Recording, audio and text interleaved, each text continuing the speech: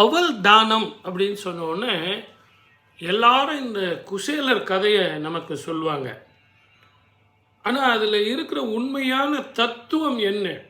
அவல் கொடுத்தவங்க எல்லாம் கோட்டீஸ்வரன் ஆக முடியுமா? அப்போ கிருஷ்ணருக்கு அவர் எப்படி சொல்லி புரிய வச்சார்? ஏன் அவல் கொடுத்தார்? நீங்கள் நல்லா புரிஞ்சுங்க. தானியங்கள்லேருந்து எடுக்கக்கூடியது தான் அவல். அதில் அரிசியில் இருந்து எடுக்கக்கூடிய அந்த அவலில் ஒரு சின்ன ரகசியம் இருக்குது. அதை பதப்படுத்தி அவலை மாற்றின பிறகு அந்த அவலை வேறு எதுவும் மாற்ற முடியாது.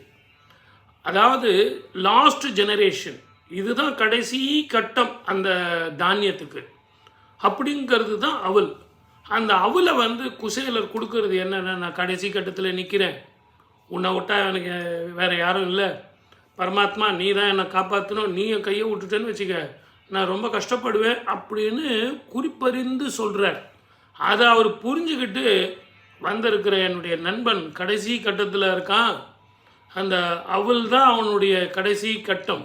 அந்த அவலை சாப்பிடும்போதே அவனுக்கு கேட்குற கோரிக்கைகள்லாம் நிறைவேறணும் அப்படின்னு அவனுக்கு செல்வத்தையும் மிகப்பெரிய வாழ்க்கையும் கொடுத்தது உங்களுக்கு தெரியும். அந்த மாதிரி மீண்டும் பிறவி இல்லாத வாழ்க்கை வேணுங்கிறவங்க தான் அவல் தானம் செய்யணும். மீண்டும் நாம் பிறக்கவே கூடாது அப்படின்னு உயர்ந்த எண்ணம் கொண்டவர்கள் அந்த அவல் தானம் பண்ணணும் அப்படிங்கிறது ஒரு அர்த்தம்.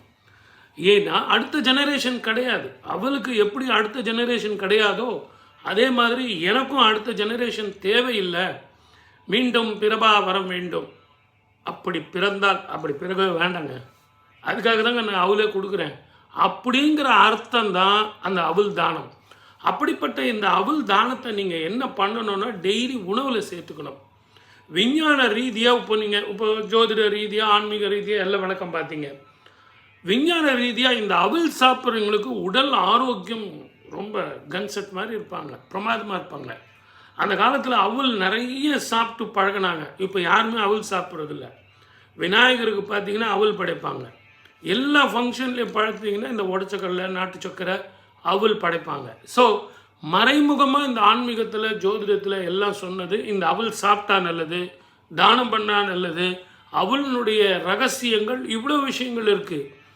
எதிர்வரும் சிவராத்திரி அன்னைக்கு இந்த அவலை வச்சு நான் சில பரிகாரங்கள் சொல்ல போகிறேன்.